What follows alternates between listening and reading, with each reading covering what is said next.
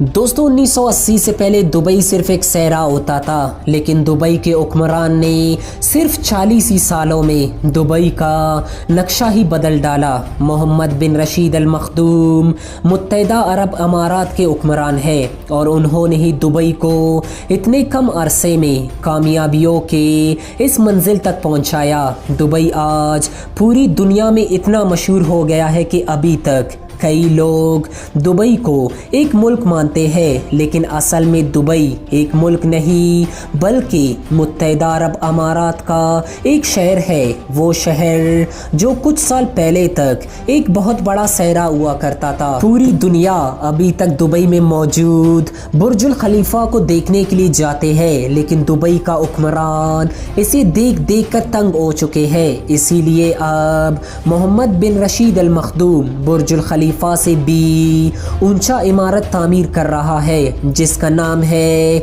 Dubai crack tower, जिस Dubai के पास दुनिया के सबसे ऊंचे टावर होने का रिकॉर्ड है।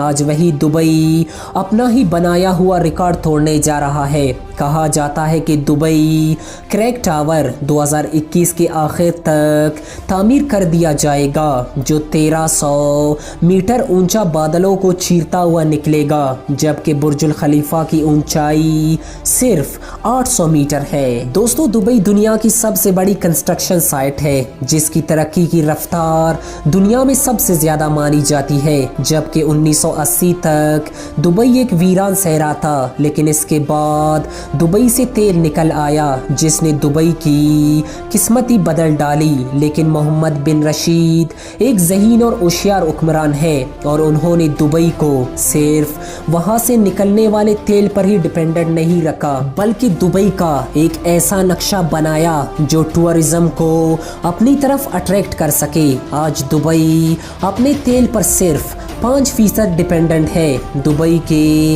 इकनॉमी का 95% हिस्सा टूरिज्म और ट्रेड पर डिपेंडेंट करता है और अब दुबई दुनिया का सबसे बड़ा ट्रेडिंग शहर बन चुका है। इसके बावजूद कि दुबई का 15% आबादी वहाँ के मकामी अरब है और 85% आबादी दूसरे मुल्कों के बाशिंदों की है, जो दुबई सिर्फ काम करने आते हैं। 1990 में दुबई में सिर्फ एक ऊंची बिल्डिंग होती थी, जिसका नाम दुबई वर्ल्ड ट्रेड सेंटर है, और आज दुबई में टोटल 917 ऊंची बिल्डिंग्स हैं जो बादलों से बातें करते हैं। अब आ जाते हैं दुबई के पुलिस पर। दुबई की पुलिस कोई छोटी मोटी गाड़ियां इस्तेमाल नहीं करती। दुबई पुलिस डिपार्टमेंट के पास सुपर कार्स मौजूद है, जिनमें लंबरगिनी तक मौजूद है। अगर मॉल्स की बात की जाए तो दुबई मॉल दुनिया का